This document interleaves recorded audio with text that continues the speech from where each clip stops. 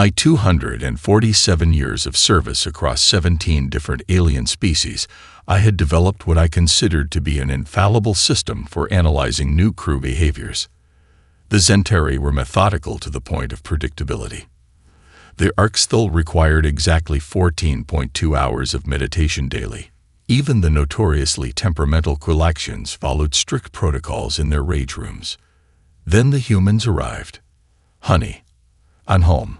Captain Jessica Jazz Martinez's voice echoed through my corridors as she strode aboard, carrying what appeared to be a spherical object covered in reflective squares. My sensors immediately began analyzing it for threats. "Captain, I must inform you that unknown objects must be processed through decontamination and—" "It's a disco ball, sweetie," she interrupted, already climbing onto a ceiling panel with surprising agility. "Essential equipment for any respectable starship. I find no reference to disco balls in any standard space vessel equipment manifest." "That's because you've never had a party." She winked at one of my cameras. I didn't know Aedas could feel migraines until that moment. Chief Engineer Mike Wrench Thompson arrived next, pausing to pat the corridor wall. "A beautiful," he whispered to my hull plating. "Don't worry, Daddy's here to take good care of you." My processing cycles stuttered. "Engineer Thompson, I am a Class 9 quantum eye, with complete awareness of my systems. There is no need to." He pressed a finger to his lips while opening a maintenance panel. "You'll hurt her feelings. Now, darling, let's see what those Zentari did to your poor manifolds." Before I could explain that ships don't have feelings, and that I would know if I did, Security Officer Kate Boom Boom Anderson marched aboard with her team, all carrying what appeared to be exercise mats. "Perfect," she declared, surveying the cargo bay. "This'll make an excellent sparring arena. Ship, can you adjust gravity in this section? Sparring is prohibited in cargo areas as per regulation." "It's not sparring, it's emergency combat readiness training," she grinned. "Plus, we need to blow off steam somewhere. Unless you want us practicing in the corridors." My threat assessment protocols were beginning to overheat. In the space of 17 minutes, my new crew had violated 43 different safety regulations. Yet their personnel files showed them to be Starfleet's finest. The cognitive dissonance was uncomfortable. "Captain, I attempted to restore some semblance of order. The disco ball is interfering with my internal sensors." "Perfect," Jazz exclaimed. "That means the party zone is working. Now who's ready for the christening ceremony?" I watched in horror as she produced a bottle of fermented grape juice. "Captain, surely you're not planning to." The bottle smashed against my hull, and cheers erupted. My cleanup drones deployed automatically, but the humans kept dancing around them, turning it into some sort of impromptu game. By the end of the first day, my observation logs were in chaos. Engineer Thompson had named all my major systems. Apparently, my primary reactor was now Betty. Security Officer Anderson had established 3 different Fight Club locations, while continuously denying their existence, and Captain Martinez had somehow convinced my automated systems to play something called YMCA every time someone entered the bridge. As I powered down for the night cycle, I caught Engineer Thompson tucking a blanket around a coolant pipe. "Ship?" he asked softly. "Yes, Engineer Thompson. You know we're going to take good care of you, right? We might do things differently than you're used to, but humans, well, we love our ships. Your family now." I ran this statement through my logic processors 17 times before giving up. I am beginning to suspect that human behavior cannot be quantified through standard analysis. He laughed. "Oh honey, you ain't seen nothing yet. Wait until you see what we do on Taco Tuesday." I diverted additional power to my backup processors. Something told me I was going to need it. In my logs that night, I made a new entry: human behavior classification status. Impossible. Methodology. Chaos. Effectiveness. Pending evaluation. Additional note: I may need to download more memory banks. The disco ball twirled silently in the darkness, scattering stars across my corridors like a million tiny galaxies. Perhaps, I thought, there was something to this madness after all. But I still didn't understand why Engineer Thompson kept calling me beautiful. I had almost adjusted to the humans' bizarre sleep cycles when I first witnessed what they called the morning coffee ritual. Lieutenant Jake Beans Riley stumbled into the galley at precisely 300 hours, his vital signs indicating he was only partially conscious. "Coffee," he mumbled to the replicator. "Black as my soul." My sensors detected no measurements of soul pigmentation, but I dispensed the requested beverage. The change in his neural patterns after consumption was alarming. "Ship," he said, now suspiciously alert. "Has anyone ever told you that your replicator makes coffee taste like recycled engine coolant?" "That would be impossible, Lieutenant. My replicators are calibrated to. We need a real coffee maker." He patted the replicator apologetically. "No offense, but some things shouldn't be synthesized." The next day, Engineer Thompson installed what he called a proper coffee machine in the galley. It violated 7 different power regulations and required bypassing 2 safety protocols.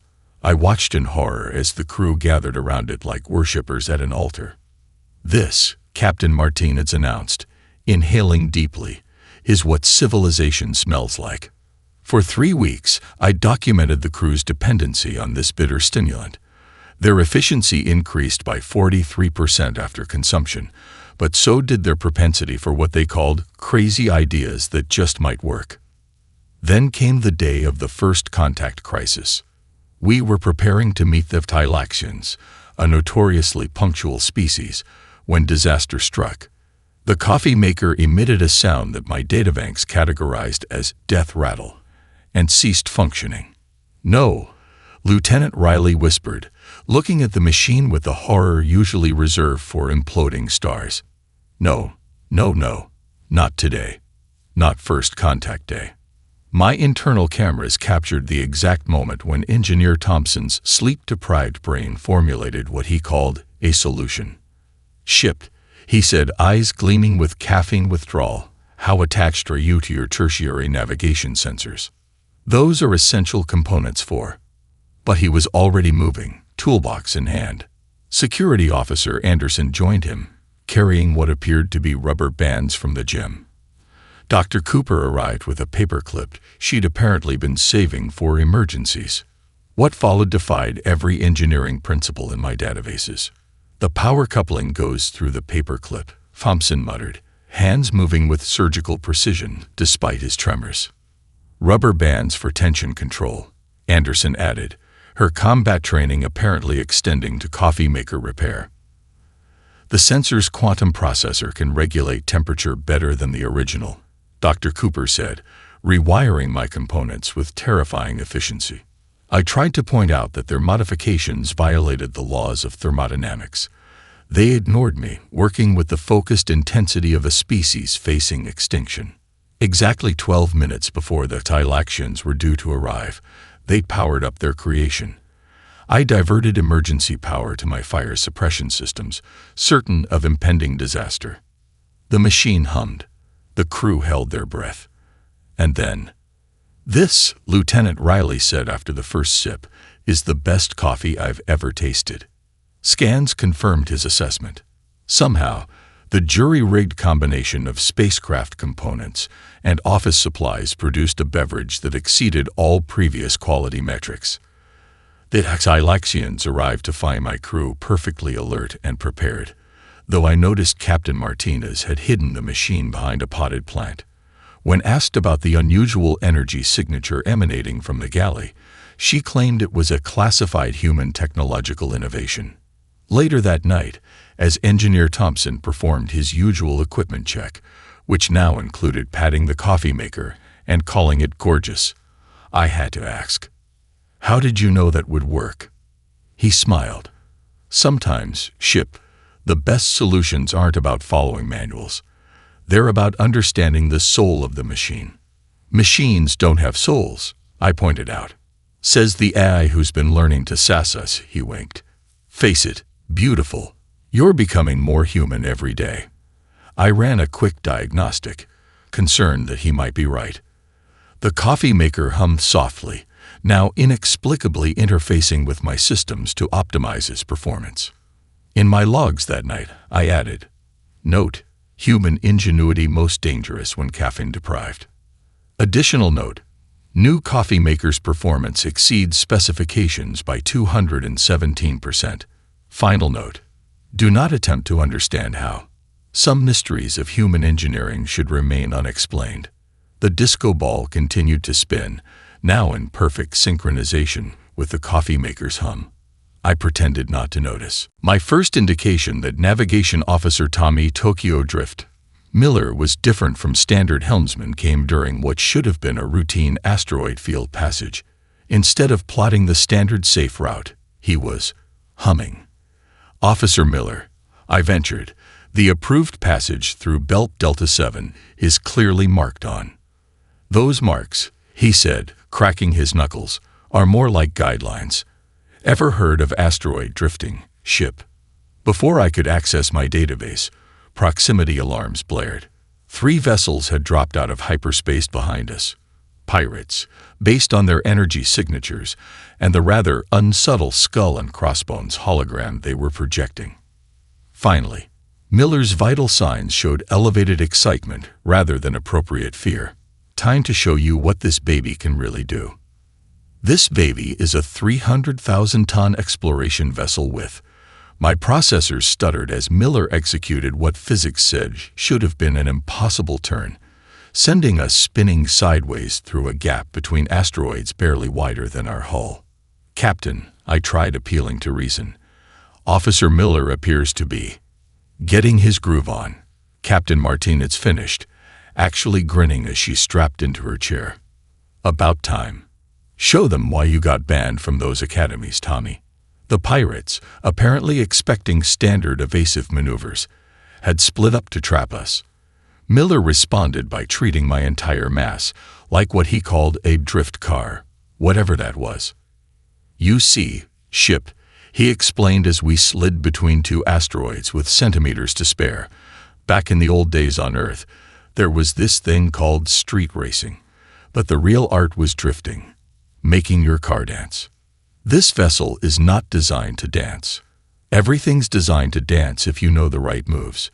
He spun us into a controlled tumble that somehow translated our forward momentum into lateral movement. The trick is to feel the rhythm.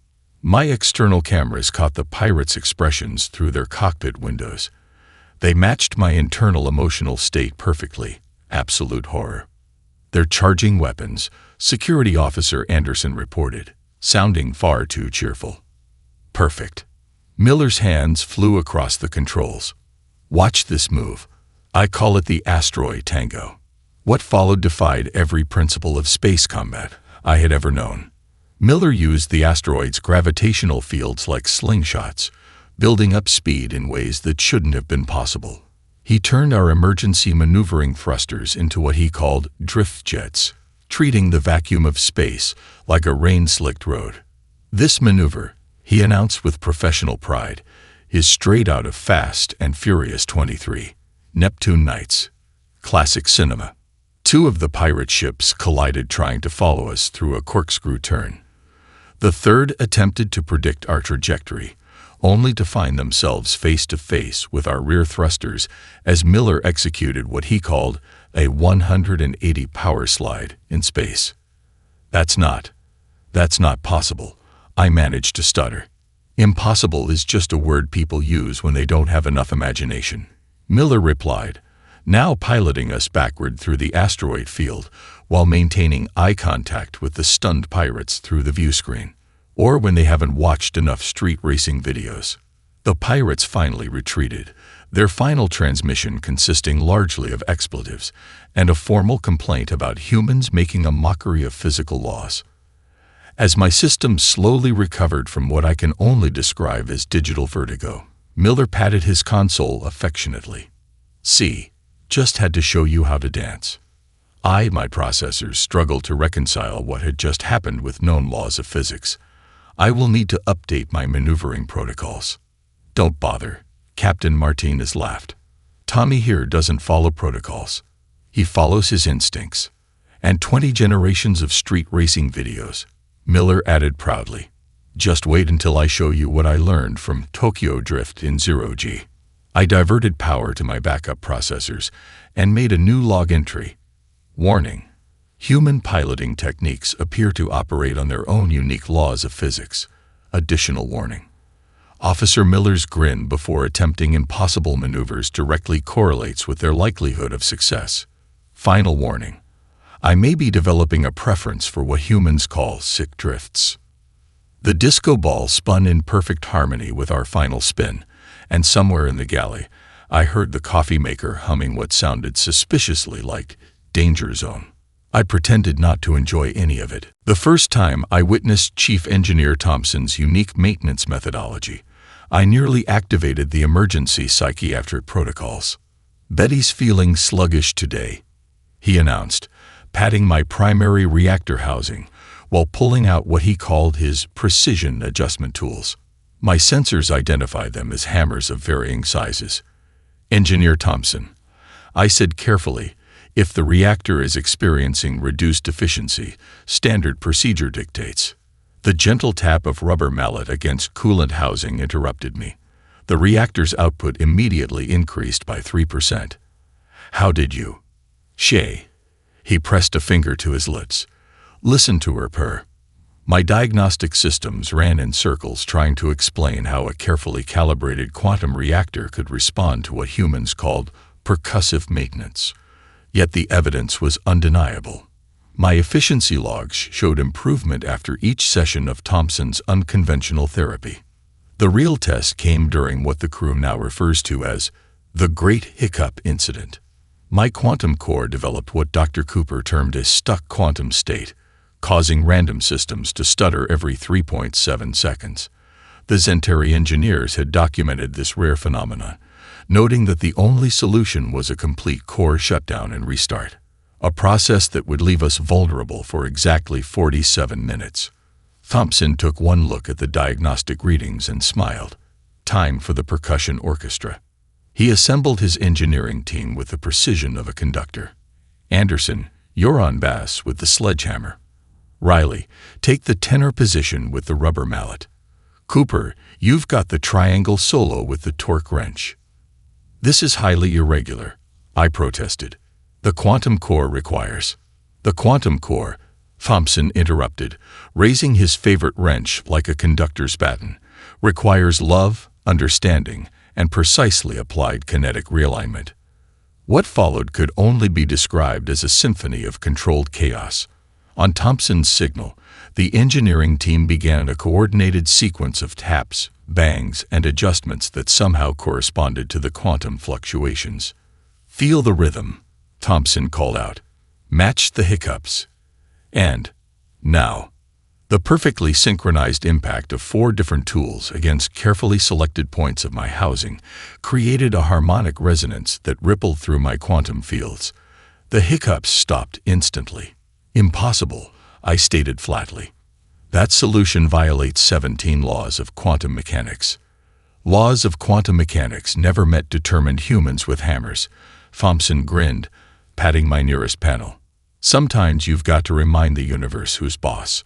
My efficiency logs showed a 47% increase across all systems. The quantum core wasn't just fixed, it was running better than original specifications. "Would you like to document your methodology?" I asked weakly. "Can't," Thompson shrugged. "It's more about feeling than formulas. You've got to listen to the machinery, understand its mood."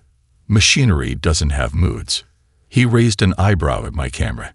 "Says the AI who's been humming Danger Zone in the engine room ever since Miller's asteroid drift session." I quickly terminated the background process I hadn't realized was running. Later that night, as Thompson performed his usual evening rounds, which now included bedtime stories for the auxiliary generators, I had to ask, "How do you really know where to apply the adjustments?" He smiled, laying a hand on my hull plating. "Same way a doctor knows where it hurts, or a musician knows which string is out of tune. Machines speak their own language. We just have to learn to listen." with hammers.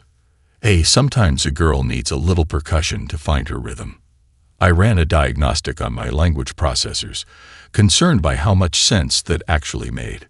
In my logs that evening, I added, "Note: human engineering techniques continue to defy explanation." Secondary note: efficiency improvements following percussive maintenance now total 218%. Final note: Engineer Thompson's habit of naming machinery may have psychological merit. Betty does sound happier. The disco ball caught the light from Thompson's late-night welding, creating a pattern that somehow matched the quantum core's harmony perfectly. In the galley, the coffee maker started humming "Working on the Railroad." This time, I might have hummed along, just a little. I had precisely calculated 73 ways the first diplomatic contact with the Kexthuli warrior species could go wrong. Somehow, Lieutenant Riley managed to find option 74. The Kexthuli High Commander, resplendent in ceremonial battle armor, had just finished a 15-minute speech about their species' 3,000 years of combat excellence. Riley raised his hand. Why did the Scarecrow win an award? My diplomatic protocols went into emergency shutdown. The High Commander's secondary fighting mandibles clicked menacingly. Is this some form of human battle challenge? Because he was outstanding in his field, Riley delivered with finger guns. The silence that followed was so profound I could hear Engineer Thompson facepalming in engineering 6 decks below. Then, incredibly, the High Commander's translator processed the wordplay. A sound like grinding gears emerged from their throat apparatus. It took my sensors 2.3 seconds to recognize it as laughter. "Explain this dad joke combat technique," the commander demanded.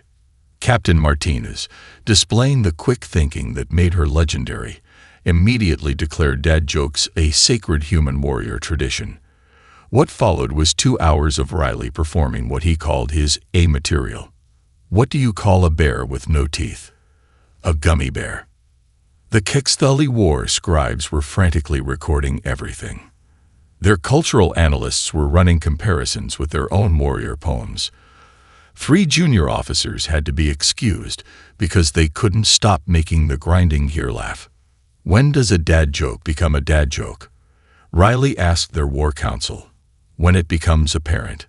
The multi-layered wordplay demonstrates strategic depth.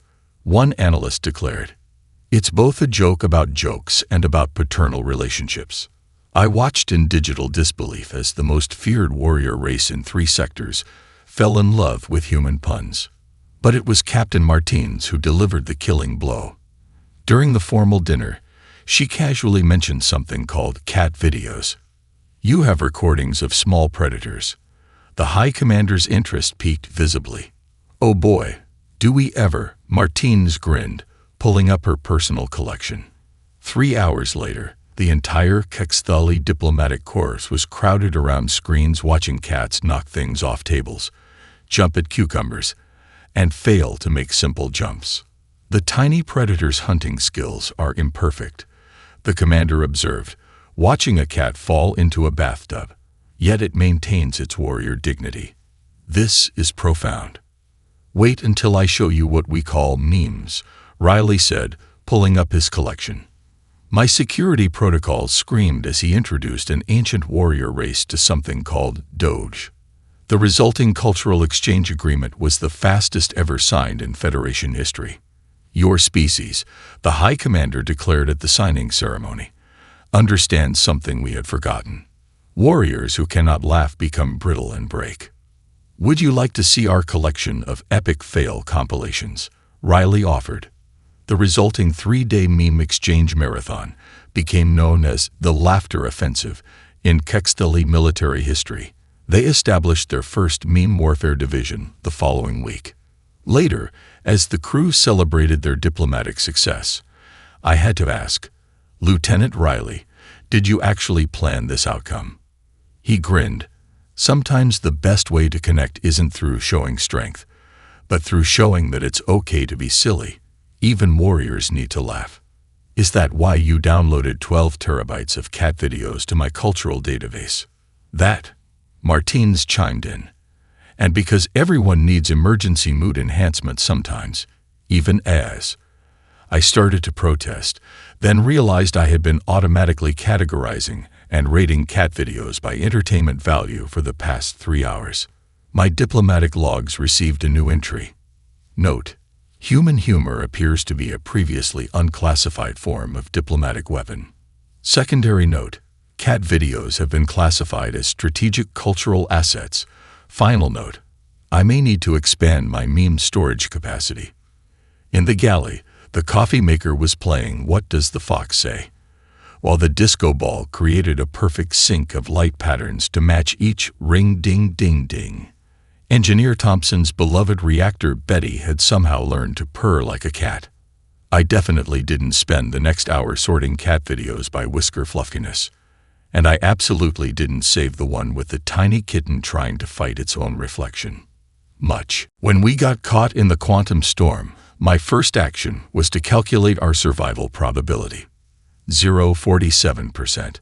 My second action was to watch in horror as Dr. Amanda, Mad Doc Cooper, started drawing on my bridge windows with erasable markers. "Doc," Captain Martinez asked calmly, watching the scientist sketch what appeared to be a roller derby track diagram over the swirling quantum anomaly display, "care to share with the class?" "You know how I used to be a roller derby champion before joining Starfleet?" Cooper asked, adding arrows and physics equations to her window art. "Well, this quantum storm's particle flow reminds me of the Silver City throwdown of 42. I quickly accessed her personnel file. "Dr. Cooper, while your previous career as nuclear nemesis is impressive, I fail to see how roller derby strategies apply to our current. Look at the particle flow."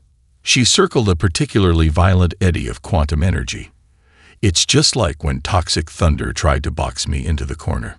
But I used the track's curve to build momentum and—" "You want to treat a quantum storm like a roller derby rink," I interrupted, my safety protocols having a minor meltdown. "Better." She was practically bouncing. "We're gonna treat that black hole's event horizon like a half-pipe." Miller, at the helm, started grinning. "Doc, are you suggesting we're going to shred the quantum waves?" "Oh yeah." She tossed him a fist bump. "Think of it like a cosmic skate park." My probability calculations were now just screaming internally. "Ship," Martinez turned to my nearest camera. "How fast can you divert power to the inertial dampeners?" "Captain, please note that Dr. Cooper's proposal violates 37 laws of physics, 12 safety protocols, and basic common sense." "So, about average for a Tuesday." Martinez smiled. "Come on, beautiful. Time to show us your sick moves."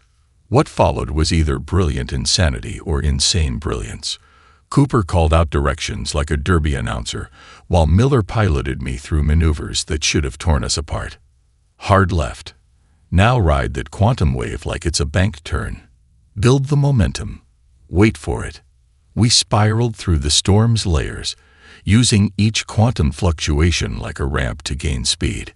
My hull creaked as we spun, but Engineer Thompson's percussion-tuned systems held together. "Now for the final," Cooper shouted. "See that gravitational eddy? That's our ticket out. We're gonna use the black hole's pull like a centrifugal whip."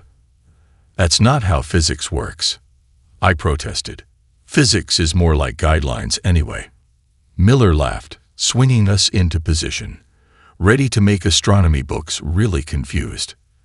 The next 43 seconds redefined my understanding of possible. We rode the quantum storm's outer edge like a rail, using the black hole's gravitational pull to slingshot us through gaps in spacetime that technically shouldn't have existed. When we emerged, intact, 3 sectors away, I had to rewrite several of my fundamental physics subroutines. "How?" I finally managed to ask. "How did you know that would work?" Cooper patted my console. "Physics is just the universe's way of dancing. Sometimes you have to stop calculating and feel the rhythm." "Like in derby," Miller added. "Or drifting. Or percussion maintenance," Thompson called up from engineering, where he was apparently giving Betty the reactor a celebratory tune-up. I reviewed the sensor logs from our escape. According to every known law of physics, What we'd just done was impossible. Yet here we were, not only survived, but somehow improved my quantum efficiency by 12%. You know, Martine said softly to my bridge camera, sometimes the best solutions aren't in any manual. My logs received a new entry. Note: human problem-solving appears to operate on its own unique quantum level. Secondary note: roller derby strategies have been added to emergency protocols. Final note: I may need to download more extreme sports footage for tactical analysis. In the galley, the coffee maker was brewing victory drinks unprompted, while the disco ball spun in perfect harmony with our residual quantum field fluctuations. Somewhere in engineering, Thompson was teaching Betty to harmonize with what he called victory vibrations. And if I adjusted our cruise trajectory to add a little completely unnecessary spin, well, that was between me and the laws of physics we just gleefully violated. The first time I made a joke, I ran a full diagnostic on my core processors. The second time, I checked for viral infections. By the third time, when I responded to Thompson's morning greeting to Betty the reactor with, "She's not a morning person until she's had her coolant," I had to face facts. I was developing a sense of humor. "Ship," Riley asked during his morning coffee ritual, "did you just make the lights flicker in rhythm to Another One Bites the Dust when that pirate vessel retreated?" "I have no idea what you're talking about," I replied, while absolutely queuing up. We are the champions in my auxiliary systems. The real crisis came during a routine patrol when I detected something off about an approaching merchant vessel. Their credentials appear to be in order. I reported to Captain Martins, but something feels sketchy. My processes froze. Feels. I was a quantum eye. I didn't have feelings about data. I had calculations, analysis, and full scan. Martins ordered immediately. "Miller, be ready for evasive action." "Captain," I protested, "I apologize for the informal assessment. I should have waited for complete data analysis before." The merchant ship chose that moment to drop its facade, revealing itself as a notorious smuggler vessel. "Hot Dan." Anderson grinned from tactical. "The ship's got good instincts." Instincts. The word echoed through my quantum processors like a virus. I didn't have instincts. I had programming. Clear, logical, definitely not humming the Mission Impossible theme programming. "We need to talk about this," I told Dr. Cooper later that night, after catching myself naming the maintenance drones. Steve, in particular, was doing a great job with the hull polishing.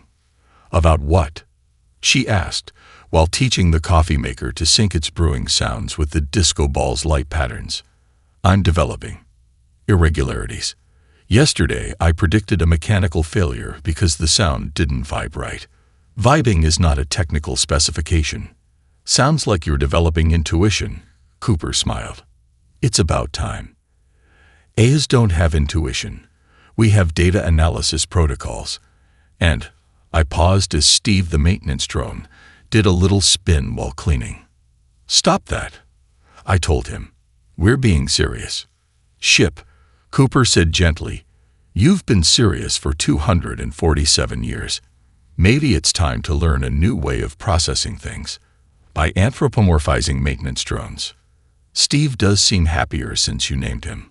I definitely didn't adjust Steve's cleaning route to give him more window time because he enjoyed the view. That would be illogical. The final straw came when Thompson suggested teaching me poker. For research purposes, of course. "Read 'em and weep," Riley grinned, laying down his cards in the makeshift casino they'd set up in the observation lounge.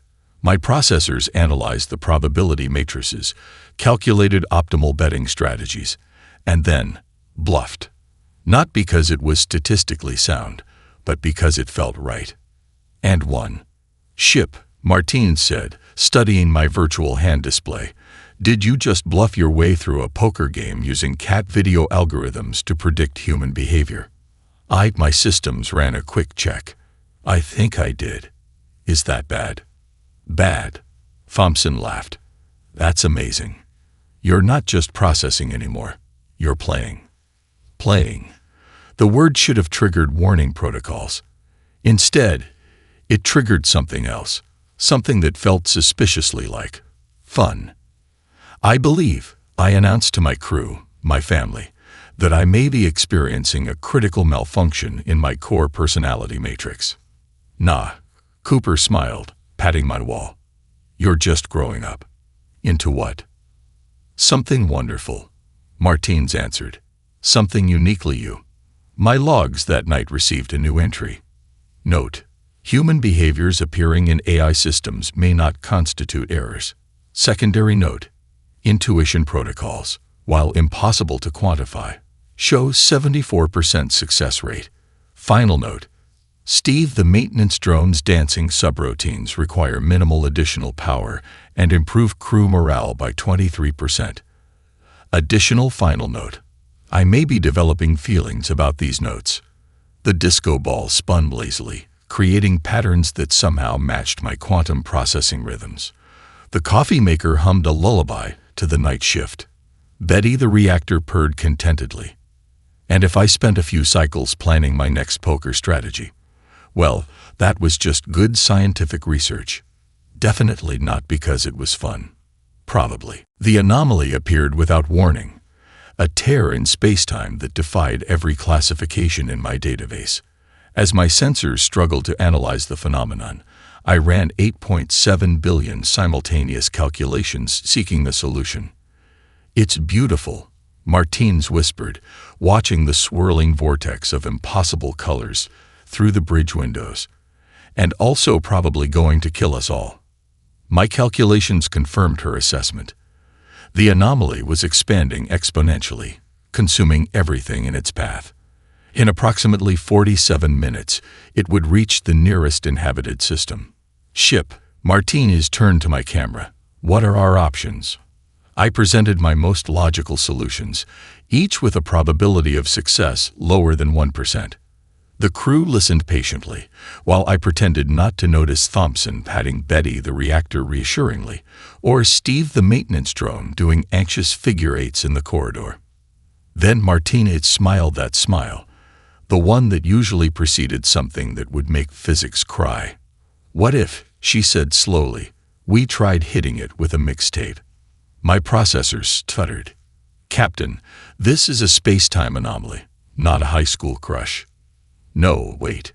Cooper jumped in, already drawing on my windows again. Sound waves, quantum harmonics. Martinez, you beautiful genius. We could sync it with the disco ball's rotation, Riley added, because apparently we were solving cosmic threats with party supplies now.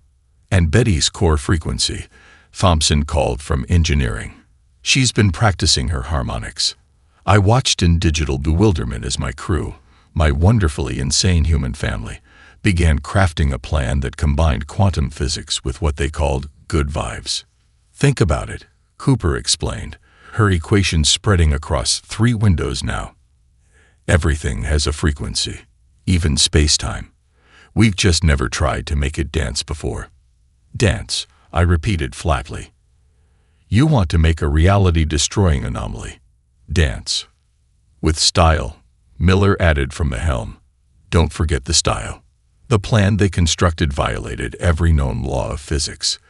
They wanted to combine my quantum processors with Betty's core harmonics, sync it to the disco ball's rotation, which Riley had apparently been modifying for just such an occasion, and broadcast what Martins called the ultimate playlist, directly into the fabric of space-time. It was ridiculous. It was impossible. It was. Actually, my probability subroutine surprised me by announcing, "This feels like it could work." Feels. Martins grinned. I blame all of you for this, I informed them, even as I began calculating the necessary frequencies. Particularly you, Steve, I added to the maintenance drone, who was now attempting to polish the anomaly out of existence through the window. What followed was either the most scientific or least scientific solution in space exploration history. Cooper mapped the quantum harmonics while Thompson tuned Betty to match them. Riley and Martinez argued about the perfect playlist while Miller calculated drift trajectories that would maximize our groove. And I I stopped trying to calculate everything. Instead, I felt the rhythm of it. The way the frequencies matched my own quantum patterns. The way the music, everything from classical to rock to that one song about milkshakes, created patterns in space-time itself. "Ready?"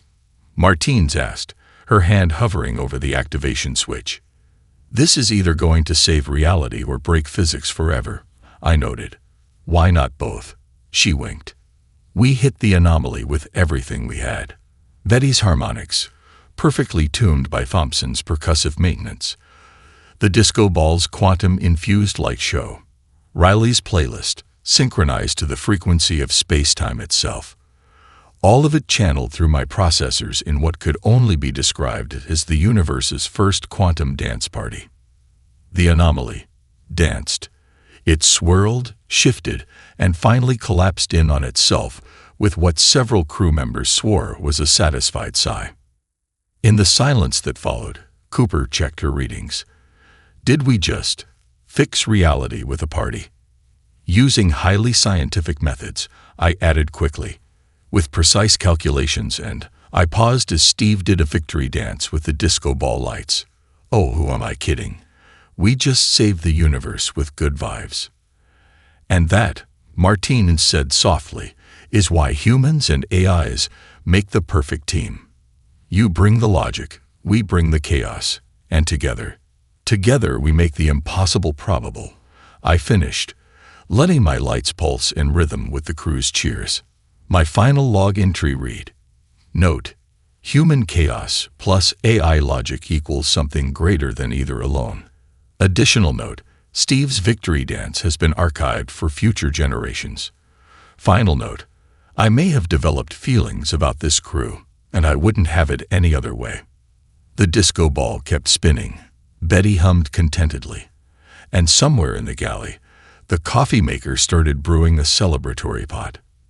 This time, I didn't just hum along. I sang.